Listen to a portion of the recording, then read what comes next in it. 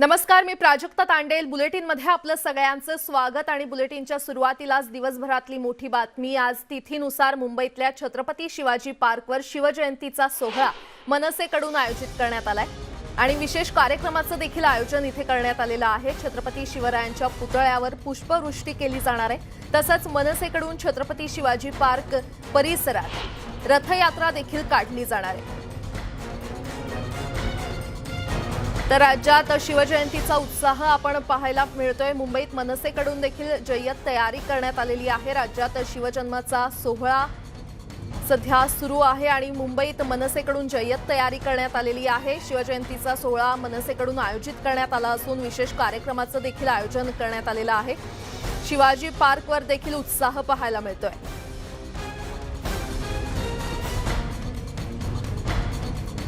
आपण पाहतोय आज तिथीनुसार मुंबईतल्या छत्रपती शिवाजी पार्कवर शिवजयंतीचा सोहळा पार पडतोय. मनसेकडून हा सोहळा आयोजित करण्यात आलेला असून विशेष कार्यक्रमाचं देखील आयोजन करण्यात आलेलं आहे. छत्रपती शिवराय यांच्या पुतळ्यावर आज पुष्पवृष्टी मनसेकडून करण्यात येणार आहे. तसंच मनसेकडून छत्रपती शिवाजी पार्क परिसरात आज रथयात्रा देखील काढली जाणार आहे. राज्यभरात शिवजयंतीचा उत्साह पाहायला मिळतोय आणि मुंबईमध्ये मनसेनं जय्यत तयारी केलेली आहे. आज शिवजन्माचा सोहळा राज्यभरात साजरा होतोय आणि त्याच पार्श्वभूमीवर मुंबईमध्ये मनसेकडून देखील जय्यत तयारी करण्यात आलेली आहे. छत्रपती शिवरायांच्या पुतळ्यावर आज शिवाजी पार्क इथे पुष्पवृष्टी केली जाणार आहे आणि विविध कार्यक्रमांचं देखील आयोजन यावेळी करण्यात आलेलं आहे.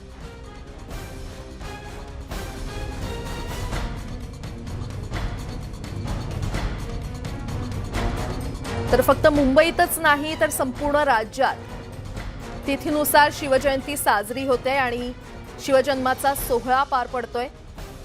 तर मुंबईमध्ये मनसेकडून जय्यत तयारी करण्यात आलेली आहे. शिवजन्माचा सोहळा आहे आणि त्याच पार्श्वभूमीवर मनसे देखील सज्ज झालेली आहे. मुंबईत मनसेकडून जय्यत तयारी करण्यात आली आहे. विशेष कार्यक्रमाचं देखील इथे आयोजन करण्यात आलेलं आहे. आज मनसेकडून छत्रपती शिवराय यांच्या पुतळ्यावर शिवाजी पार्क इथे पुष्पवृष्टी होणार आहे. अधिक माहिती देत आहेत आमचे प्रतिनिधी विशाल पाटील आपल्यासोबत जोडले गेलेले आहेत. विशाल, तुम्ही सध्या शिवाजी पार्क इथे उपस्थित आहात. आज तिथीनुसार शिवजयंती साजरी होते. काय सध्या वातावरण आहे? स्नेहल, मनसेकडनं छत्रपती शिवाजी महाराज यांची जयंती जी आहे ही तिथीप्रमाणे साजरी केली जाते. आत्ता शिवाजी पार्कवरती मनसेकडनं संपूर्ण तयारी जी आहे ती झालेली आपल्याला पाहायला मिळते. आपण बघू शकतो छत्रपती शिवाजी महाराजांच्या पुतळ्यावरती मनसेकडनं सकाळी 11 वाजता हेलिकॉप्टरमधून पुष्पवृष्टी जी आहे ती करण्यात येणार आहे. त्याचबरोबर महिला पदाधिकारी जे आहेत ह्या मोठ्या प्रमाणात बाईक रॅलीमध्ये सहभागी होणार आहेत. आपल्याला माहिती आहे की मनसेच्या या बाईक रॅलीला परवानगी जी आहे ही पोलिसांनी नाकारलेली आहे. मात्र तरीसुद्धा ही बाईक रॅली होणारच अशी भूमिका जी आहे ही मनसेकडनं घेण्यात आलेली आहे. आपण बघू शकतो की या संपूर्ण छत्रपती शिवाजी महाराज पार्क परिसरामध्ये मनसेनं पक्षाचे झेंडे आणि बॅनर जे आहेत हे लावलेले आहेत. आपल्याला माहिती आहे येणाऱ्या महानगरपालिकाच्या निवडणुकांच्या पार्श्वभूमीवर मनसेकडनं आजच्या दिवशी मोठं शक्ती प्रदर्शन जे आहे ते सुद्धा केलं जाणार आहे. ज्या पद्धतीनं या ठिकाणी तयारी झालेली आहे, स्वतः मनसे अध्यक्ष राज ठाकरे जे आहेत हे सकाळी 11 वाजता छत्रपती शिवाजी महाराज यांच्या पुतळ्याजवळ उपस्थित राहणार आहेत. याच ठिकाणी जयंती जी आहे ही साजरी केली जाणार आहे.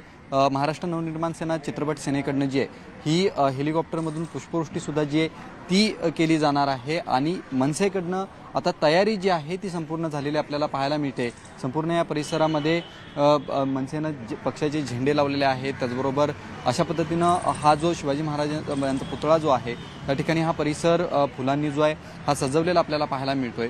आणि आता शिवाजी पार्क परिसरामध्ये गर्दी जी आहे ती आपल्याला वाढताना दिसू लागलेली आहे. खरं तर मनसेचे पदाधिकारी जे आहेत ते थोड्याच वेळात बाईक रॅली जी आहे ती सुरुवात होईल. साधारणतः 9 ते 9:30च्या दरम्यान या बाईक रॅलीला सुद्धा जी आहे ती सुरुवात होईल आणि स्वतः मनसे अध्यक्ष राज ठाकरे या शिवजयंती सोहळ्यामध्ये उपस्थित राहणार आहेत. निश्चितच विशाल, याबाबत अधिकही अपडेट तुमच्याकडून घेत राहू. तुर्तास धन्यवाद या सविस्तर माहितीसाठी. वळूयात पुढच्या बातमीकडे. नाराज राजेश क्षीरसागर यांना मातोश्रीवरून बोलवण्यात आलेलं आहे. आज मुख्यमंत्र्यांसोबत त्यांची बैठक होणार असून जिल्ह्यातील शिवसेनेच्या स्थानिक पदाधिकाऱ्यांना देखील बैठकीचं निमंत्रण देण्यात आलंय. क्षीरसागर यांच्या नाराजीची पक्षाकडून दखल घेण्यात आली आहे आणि आज दुपारी 12 वाजता वर्षा बंगल्यावर बैठक होणार आहे. अधिक माहिती देत आहेत आमचे प्रतिनिधी ज्ञानेश्वर साळोखे आपल्यासोबत जोडले गेलेले आहेत। ज्ञानेश्वर, क्षीरसागर हे खरं तर पक्षावर नाराज होते असं आपल्याला कळलं होतं आणि आता वर्षा बंगल्यावर त्याच पार्श्वभूमीवर बैठक पार पडणार आहे, काय अपडेट? प्राजक्ता, कोल्हापूर उत्तरची पोटनिवडणूक सध्या होत आहे आणि या पोटनिवडणुकीमध्ये शिवसेनेचे राजे क्षीरसागर यांनी आपल्याला उमेदवारी मिळावी आणि हा मतदारसंघ आहे तो शिवसेनेच्या ताब्यात राहावा अशा पद्धतीची मागणी केली होती। मात्र या ठिकाणी काँग्रेसचे जे आत्ताचे उमेदवार होते विद्यमान आमदार चंद्रकांत जाधव यांचं निधन झालं आणि त्यामुळे ही जागा आपसुकच काँग्रेसच्या ताब्यात गेली। त्यामुळे राजे क्षीरसागर हे नाराज झाले होते। त्यांनी मैत्रीपूर्ण लढतीचा प्रस्ताव काँग्रेस समोर ठेवला होता। मात्र पक्षप्रमुख उद्धव ठाकरे यांनी महाविकास आघाडीच्या जे नियम ठरले होते, नियम ध्येय धोरणे ठरले होते त्यानुसार ही जागा आहे ती काँग्रेसला दिली। त्यामुळे राजे क्षीरसागर हे पुरते नाराज होते। 2 दिवस ते नॉट रिचेबल होते आणि त्यानंतर काल त्यांनी रात्री कोल्हापुरातून आपली शक्ती प्रदर्शन करून आपली ताकद दाखवण्याचा प्रयत्न केला। याची दखल आहे ते आता पक्षाने घेतलेले त्यांची नाराजी दूर करण्याचा प्रयत्न आहे आता शिवसेनेकडून सुरू होताना पाहायला मिळते। काल रात्री त्यांना मातोश्रीवरून फोन आला आणि तातडीनं आज मुंबईला येण्याचं इथे निमंत्रण देण्यात आलंय। खरं तर आज दुपारी 12 वाजता या ठिकाणी मुख्यमंत्र्यांच्या सोबत त्यांची वर्षा बंगल्यावरती बैठक होणार आहे आणि या बैठकीला कोल्हापुरातल्या स्थानिक शिवसेनेच्या पदाधिकाऱ्यांना सुद्धा निमंत्रित करण्यात आलेले। आता मुख्यमंत्री स्वतःहून ही बैठक घेणार असल्यामुळे राजे क्षीरसागर यांची नाराजी ते दूर करतात का हेच आता पाहणं महत्त्वाचं असणार आहे। निश्चितच ज्ञानेश्वर, आता बैठकीमध्ये नेमकं काय होणार हे पाहणं महत्त्वाचं ठरणार आहे। धन्यवाद या सविस्तर माहितीसाठी।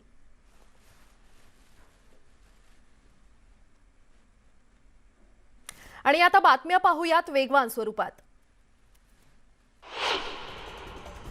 भाजप नेते आशिष शेलार यांनी बेस्ट बसच्या मुद्द्यावरून महापालिकेवर जोरदार टीका केलेली आहे। 5 वर्षांपूर्वी घेतलेल्या 185 गाड्या बेस्टनं भंगारात का काढल्या असा सवाल शेलारांनी केलाय। त्याला प्रत्युत्तर देताना मुंबईकर जनतेला अधिक चांगली आणि सक्षम बस सेवा देण्याच्या उद्देशानं आणखी 4000 वातानुकूलित इलेक्ट्रिक बस गाड्या बेस्टच्या ताफ्यामध्ये समाविष्ट होणार असल्याचं त्यांनी म्हटलेलं आहे। खासदार इम्तियाज जलील हे एमआयएमला महाविकास आघाडीसोबत घ्या याबाबतचा प्रस्ताव देण्यासाठी राष्ट्रवादी काँग्रेसचे अध्यक्ष शरद पवार यांची भेट घेणार असल्याचं त्यांनी सांगितलंय। यावेळी ते मुख्यमंत्र्यांना भेटून देखील चर्चा करणार आहेत। एमआयएमच्या प्रस्तावामुळे महाविकास आघाडीतील राजकीय वातावरण ढवळून निघाले। मुख्यमंत्री उद्धव ठाकरेंनी शिवसेना एमआयएम युती कधीही शक्य नसल्याचं म्हटलंय। एमआयएम ही भाजपची बी टीम असून विरोधकांची हवा कमी झाल्यानं अशा कुरापती सुरू असल्याचं मुख्यमंत्र्यांनी म्हटलंय।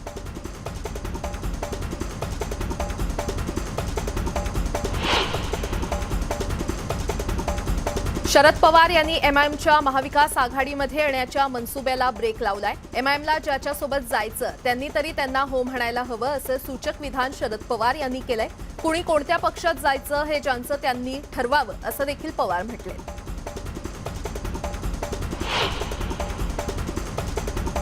औरंगाबादमध्ये भाजप नेत्या पंकजा मुंडे यांनी खासदार जलील यांची त्यांच्या निवासस्थानी जाऊन भेट घेतली।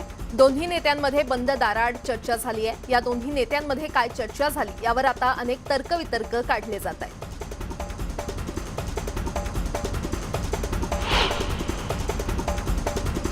राज्यात शिवसेनेच्या संघटनात्मक बांधणीसाठी शिवसंपर्क अभियान सुरू करण्यात आलंय। या अभियानाचा पहिला टप्पा 22 ते 25 मार्च दरम्यान असणार आहे। पूर्व विदर्भ, पश्चिम विदर्भ आणि मराठवाड्यातील एकूण 19 जिल्ह्यात हे अभियान राबवलं जाईल।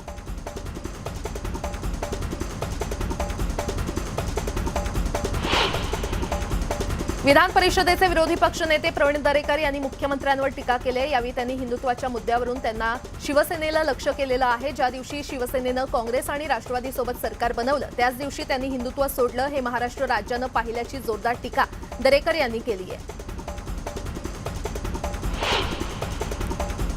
देवेंद्र फडणवीसांनी शिवसेनेवर बोचरी टीका केलेली आहे। अजान स्पर्धा भरवणारे जनाब बाळासाहेब लिहिणारे आता युतीचा विचार करतायत। मात्र शिवसेना एमआयएम ही नुरा कुस्ती असून सगळे मिळून हा खेळ खेळत असल्याचं फडणवीस म्हटले।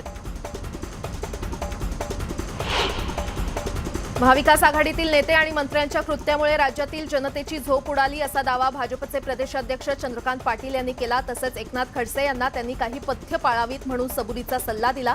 भाजपमध्ये असताना जे मिळत होतं त्यावर त्यांनी समाधान मानायला हवं होतं असं पाटील म्हटले। भाजप नेते रावसाहेब दानवे यांनी एक गौप्यस्फोट केलेला आहे। विरोधी पक्षनेते देवेंद्र फडणवीस यांनी विधानसभेत सादर केलेल्या पेनड्राईव्हमध्ये सत्यता आहे। अजून 4 पेनड्राईव्ह पुढे येणार असल्याचं दानवे म्हटले। शिवजयंती साजरी करण्यावर महाविकास आघाडी सरकारनं निर्बंध घातलेले नाहीयेत. मात्र कोरोनामुळे सावध राहण्याचा इशारा जागतिक आरोग्य संघटनेनं दिल्याची आठवण शिवसेना खासदार विनायक राऊत यांनी करून दिली आहे. तळेगाव आगारातील एसटी कर्मचाऱ्यांनी विरोधी पक्षनेते देवेंद्र फडणवीस यांना निवेदन देत सहकार्य करण्याची मागणी केली. यावर फडणवीसांनी देखील अधिवेशनात हा मुद्दा घेऊन लवकरात लवकर एसटी कर्मचाऱ्यांचा प्रश्न मार्गी लावणार असल्याचं आश्वासन दिलंय.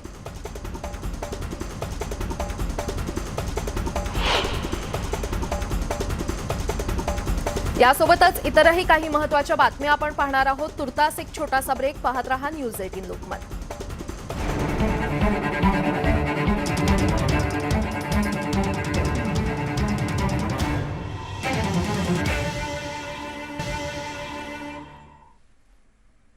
ब्रेकनंतर आपलं पुन्हा एकदा स्वागत आणि आता पाहूयात उर्वरित बातम्या वेगवान स्वरूपात. पंतप्रधान नरेंद्र मोदींनी उत्तर प्रदेश, गोवा आणि उत्तराखंडमधील सरकार स्थापनेबाबत दिल्लीत बैठक घेतली. बैठकीत केंद्रीय गृहमंत्री अमित शहा, राजनाथ सिंग, पक्षाचे राष्ट्रीय सरचिटणीस तसंच जे.पी. नड्डा उपस्थित होते. योगी सरकारचा शपथविधी सोहळा भव्य आणि ऐतिहासिक करण्यासाठी सरकारी कर्मचाऱ्यांसोबत भाजपनं देखील तयारी सुरू केलेली आहे. राज्यभरातून लोकांना बोलावण्याची तयारी सुरू आहे. यूपीच्या सर्व विधानसभा मतदारसंघाचे प्रतिनिधित्व तसंच भाजपची संघटनात्मक मंडळ आणि सत्ता केंद्र दिसून येतील. सर्व जिल्ह्यातून याद्या मागवण्यात आल्या आहेत आणि संघ तसंच विचार परिवारातील इतर संघटनांचे पदाधिकारी देखील या कार्यक्रमाला उपस्थित राहतील. गोव्यात 24 मार्चला मुख्यमंत्र्यांसह 11 मंत्र्यांचा शपथविधी पार पडणार आहे. गोव्याच्या मुख्यमंत्रीपदाची माळ पुन्हा एकदा प्रमोद सावंत यांच्याच गळ्यात पडणार असल्याचं सूत्रांनी सांगितलंय. श्यामाप्रसाद मुखर्जी स्टेडियममध्ये हा सोहळा पार पडणार आहे.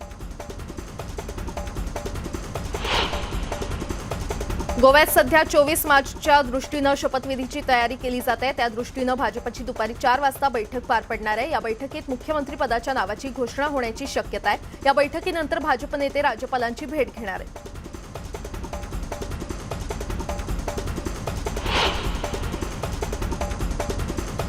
माजी केंद्रीय मंत्री शरद यादव यांनी त्यांच्या लोकतांत्रिक जनता दलाचं राष्ट्रीय जनता दलामध्ये विलीनीकरण केलेलं आहे. भाजपचा मुकाबला करण्यासाठी विरोधक एकत्र आलेत. राष्ट्रीय जनता दलाचे नेते तेजस्वी यादव यांनी शरद यादव यांचं पक्षात स्वागत केलं.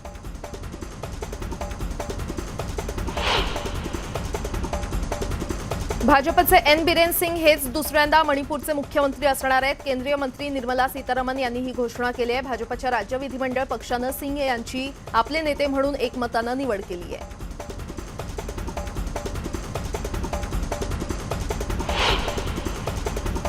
पंतप्रधान नरेंद्र मोदी आणि जपानचे पंतप्रधान फुमिओ किशिदा यांच्यात बैठक पार पडली. यावेळी सामंजस्य करारावर स्वाक्षरी करण्यात आली. जपानमधील सुझुकी मोटर कॉर्पोरेशनने गुजरातमध्ये $1.26 बिलियन गुंतवणूक करण्याची योजना आखली आहे. हिजाब प्रकरणी निकाल देणाऱ्या कर्नाटक उच्च न्यायालयाच्या न्यायाधीशांना जीवे मारण्याची धमकी दिल्यानंतर त्यांच्या सुरक्षेत वाढ करण्यात आलेली आहे. सरन्यायाधीश ऋतुराज अवस्थी यांना आता वाय दर्जाची सुरक्षा दिली गेली आहे.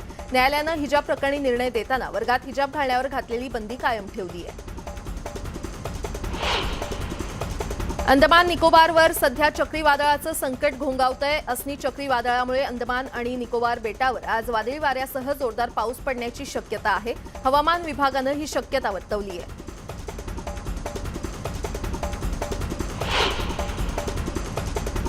तेरा वर्षीय GRI हिनं एक विक्रम केलेला आहे. श्रीलंकेच्या थलाई मन्नर ते अरिचल मुनईच्या धनुषकोष्टीपर्यंत तिनं 13 तास पोहून प्रवास केलाय. DGP C सिलेंद्र बाबू यांच्या नेतृत्वाखाली भारतीय किनाऱ्यावर GRIचं जोरदार स्वागत करण्यात आलं.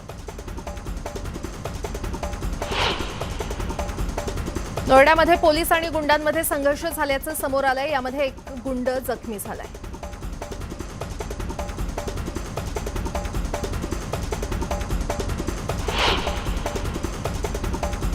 रशिया आणि युक्रेन यांच्यातील युद्ध संघर्ष अजूनही संपलेला नाहीये. रशियानं मारियोपोल शहरातील एका शाळेवर बॉम्ब हल्ला केल्याचा दावा युक्रेननं केलाय. या हल्ल्यात पूर्ण शाळा उद्ध्वस्त झाली असून 400 लोकांनी शाळेत आश्रय घेतला होता असं देखील युक्रेन प्रशासनानं सांगितलंय.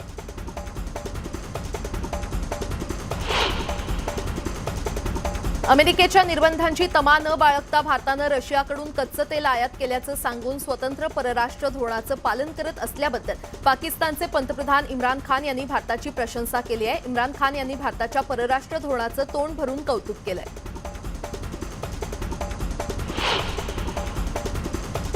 टीम इंडियाचा माजी क्रिकेटपटू सुरेश रैनाच्या लोकप्रियतेची मालदीव सरकारनं दखल घेतली आहे. मालदीव सरकारनं स्पोर्ट्स आयकॉन पुरस्कारानं रैनाचा सन्मान केलाय. रैनाला आता 16 आंतरराष्ट्रीय खेळाडूंबरोबर या पुरस्कारासाठी नामांकन मिळालं होतं.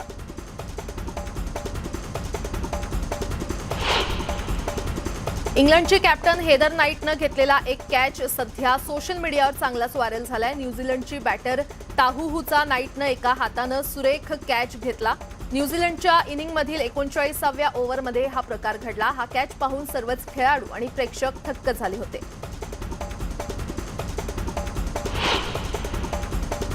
न्यूझीलंडमध्ये सुरू असलेल्या महिला वर्ल्ड कपमध्ये गतविजेत्या इंग्लंडनं न्यूझीलंडचा एका विकेटनं पराभव केला. या वर्ल्ड कपमध्ये पहिल्या 3 मॅच गमावल्यानंतर इंग्लंडचं आव्हान धोक्यात आलं होतं. त्यानंतर या टीमनं स्पर्धेत पुनरागमन केलं. सुरुवातीला भारताला आणि नंतर न्यूझीलंडला पराभूत करत इंग्लंडनं आव्हान कायम ठेवलं. तर दुसरीकडे यजमान न्यूझीलंडचं आव्हान धोक्यात आलं. त्यांचा 6 मॅचमधील हा 4था पराभव आहे.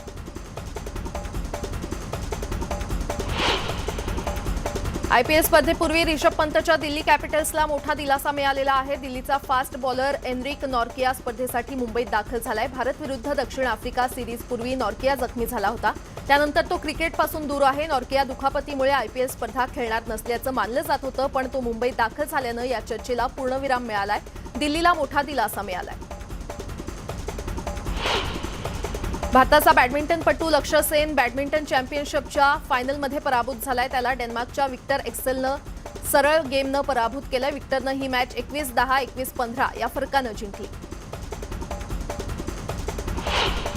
बॉलिवूडमधील अनेक कलाकार बऱ्याचदा विविध खेळ खेळताना दिसतात. अभिनेता शाहिद कपूरचा भाऊ अभिनेता ईशान खट्टर देखील फुटबॉल खेळताना दिसला.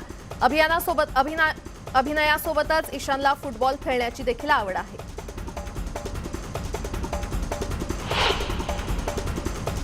येत्या 25 मार्च रोजी RRR हा चित्रपट प्रदर्शित होणार आहे. त्यापूर्वी या चित्रपटाची टीम गुजरातला रवाना झाली. राजामौली, रामचरण आणि ज्युनियर NTR या तिघांनी स्टॅच्यू ऑफ युनिटीला भेट दिली. स्टॅच्यू ऑफ युनिटी येथे प्रमोशन करणारा RRR हा पहिला चित्रपट आहे.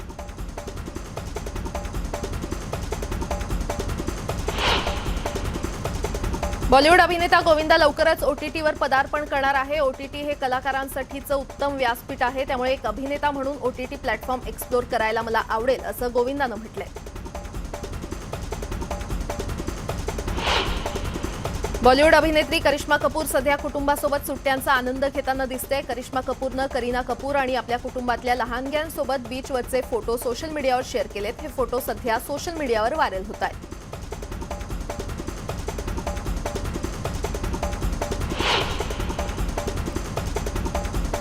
या बातम्यांसह बुलेटिनमध्ये वेळ झाले इथेच थांबण्याची. पाहत रहा न्यूज 18 लोकमत.